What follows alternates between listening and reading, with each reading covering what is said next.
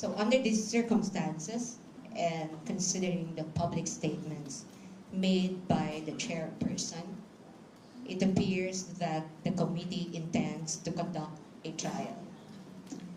However, with due respect, the Constitution vests the authority and power to conduct trial solely in the Senate. And this is clear and explicit in Section 3, Paragraph 6, Article 11 of the 1987 Constitution, which, as you know, states that it is the Senate that shall have the sole power to try and decide all cases of impeachment. The Constitution is thus clear. It is only the Senate that can conduct trial in all cases of impeachment. And while Section 3, Paragraph 2, Article 11 allows the committee to conduct a hearing for purposes of submitting its report to the House of Representatives within 16 session days from referral, the same does not give the committee any power or jurisdiction to conduct any form of trial, whether mini or full-blown, much less receive and try any evidence. That impeachment rules must be compliant with the Constitution is made clear in Francisco versus House of Representatives, wherein the Supreme Court declared Section 16 and 17 of Rule 5 of the Rules of Impeachment Proceedings adopted by the 10-12 Congress unconstitutional.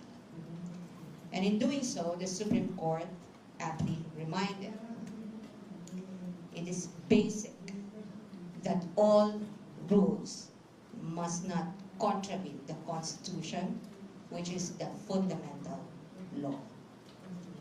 In light of these, while the invitation for the respondent and counsel to participate in the committee's mini-trial is well noted, we cannot, however, do so at this point on the ground that the committee and or the House of Representatives, as well as any of its members, lack jurisdiction to conduct any form of trial or exercise any of its incidents. Absent such jurisdiction, any attempt to proceed in the nature of any form of trial or to invoke powers ancillary to it is unconstitutional. Consequently, the respondent puts on record her objection to any requests, motions, or similar efforts aimed at obtaining or fishing for supposed evidence through processes that necessarily presuppose the existence of lawful authority and jurisdiction under the Constitution, which in this case is absent. As timely stated in the appearance and consolidated answer both made ad cautelam, the respondent does not waive any jurisdictional or other objections she has to these proceedings, nor her right to seek the appropriate legal remedies. Nonetheless, she is prepared to meet the charges against her before the proper jurisdiction.